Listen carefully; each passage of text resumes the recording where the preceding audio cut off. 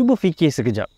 Seorang suami berkorban, berada di sisi isteri yang sakit, menjaganya, merawatnya sehingga kehembusan nafas yang terakhir, disamakan kedudukan ganjarannya seperti orang yang berada dan berperang di jalan Allah Subhanahu wa taala.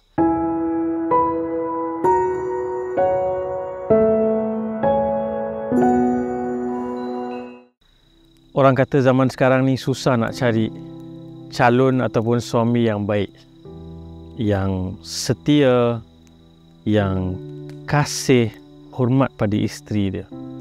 Dan kadang-kadang orang banyak bergurau lah kalau dia boleh dapat lesen besar nak keluar, ataupun kalau tak, maksudnya ada queen control dan sebagainya. So, perbincangan tentang watak suami dan bagaimana pengorbanan seorang suami itu dalam banyak konteks sekarang seolah-olah terlalu simplistik. Kalau suami dia luangkan masa jaga atau bantu isteri dia, maksudnya sebagai orang nampak, alah belum cukup laki lah kau ni.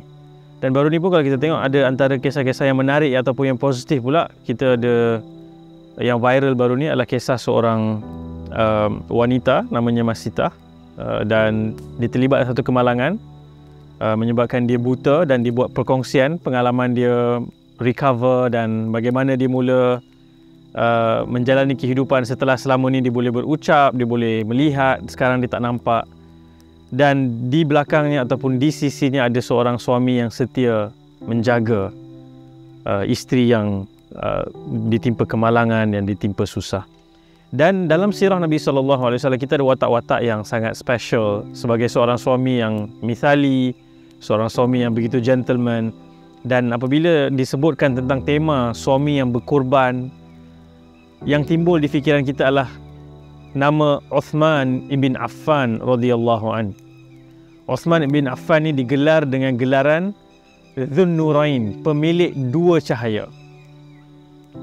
Dan pemilik dua cahaya ini merujuk kepada Uthman direzekikan berkahwin dengan dua orang anak perempuan Nabi SAW, dan dia memiliki dua cahaya.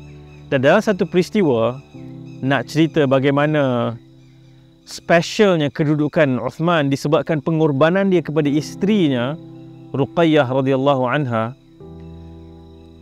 ketika berlaku perang Badar. Perang Badar ni perang yang kalau para sahabat ada dalam resume mereka, mereka dulu terlibat dalam perang Badar. Perang Badar ni macam bagi blanket guarantee, apa pun kesalahan yang berlaku selepas tu disebabkan pernah join Badar ni, dosanya akan terampun, kesilapannya akan dimaafkan.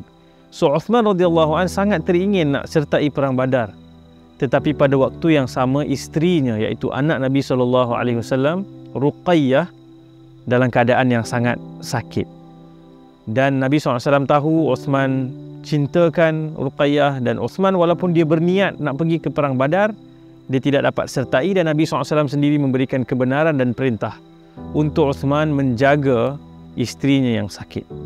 Pada hari perang Badar terletus, ketika di medan umat Islam berjaya menumpaskan tentera Quraisy dan menyambut kemenangan, Uthman ibn Affan sendirian melihat di depan matanya Ruqayyah menghembuskan nafas yang terakhir.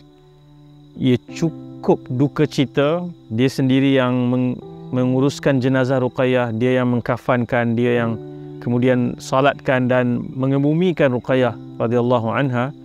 Dan selang beberapa ketika itu, mereka mempunyai anak namanya Abdullah, baru berusia 6 tahun, dan anak itu juga meninggal.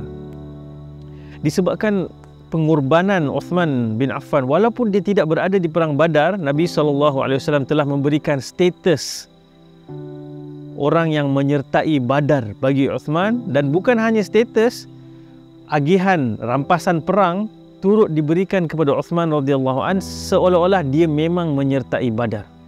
Cuba fikir sekejap. Seorang suami berkorban, berada di sisi isteri yang sakit, menjaganya, merawatnya sehingga kehembusan nafas yang terakhir, disamakan kedudukan ganjarannya seperti orang yang berada dan berperang di jalan Allah Subhanahu wa taala. Sehingga kemudian disebabkan kesedihan Uthman itu, Nabi SAW kemudian mengawinkan seorang lagi anak perempuannya kepada Uthman radhiyallahu anhu kerana ini adalah suami yang sangat baik.